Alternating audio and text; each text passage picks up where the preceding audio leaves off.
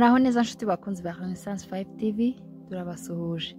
Ikaze kuri YouTube channel yanyu. Murakoze gukomeza kudushyigikira mukora subscribe, like, share na comment. Duherukana muri episode ya 9 y'inkuru ya Andrew. Ubwo papa nshuti ari we mugabo yabwiraga abana ko nubwo ataba se ariko azakomeza kubabera umubyeyi. Reka dukomeze na episode ya 10. Mugabo yasohotse ajya kureba ikibaye, ageze hanze ati nshuti niki ko musakuza. Abana baje basanga papa wabo bati tubonye Nema ku gipangu tumukingurire ko mama yamwirukanye akabagarutse. Mugabo ati yego mu mukingurire. Bagiye bishimye bakingurira Nema, barahoberana ibyishimo byo byose. Binjiye mu nzu basanga mugabo aho yicaye mu ruganiriro nabo bicaraho. Mugabo aterura agira ati wakoze kwemera ubusabe bwanjye, mama w'abana yarakwirukanye gusumba barire ku byabaye byose. Natekereje kuzana umukozi nsanga nta wundi wankorera uko mbyifuza, niko kuguhamagara.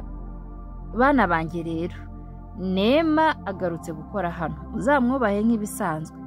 Barishimye cyane baturakoze kutuzanira inshuti yacu.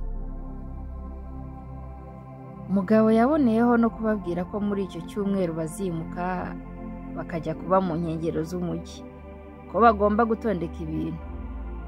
Umugoroba wabaye w'ibyishimo ari nako bitegura kwimuka. Haciyemo iminsi mike igihe cyo kwimuka kiragera.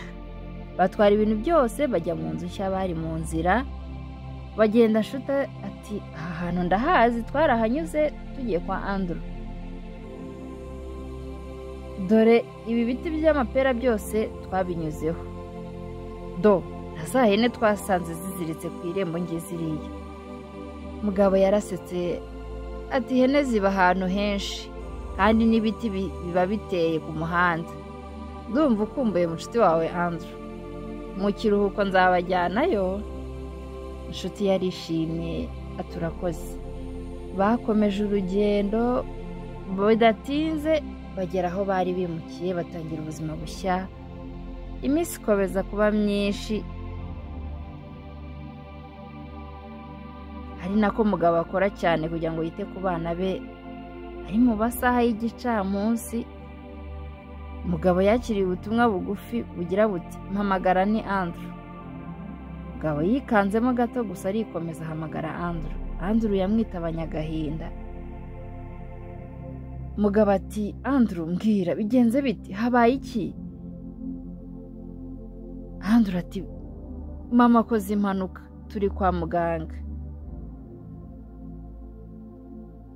Nuko mugabo ntiyongera kugira icyo avuga, yikangamo mbese ntazi icyo gukora.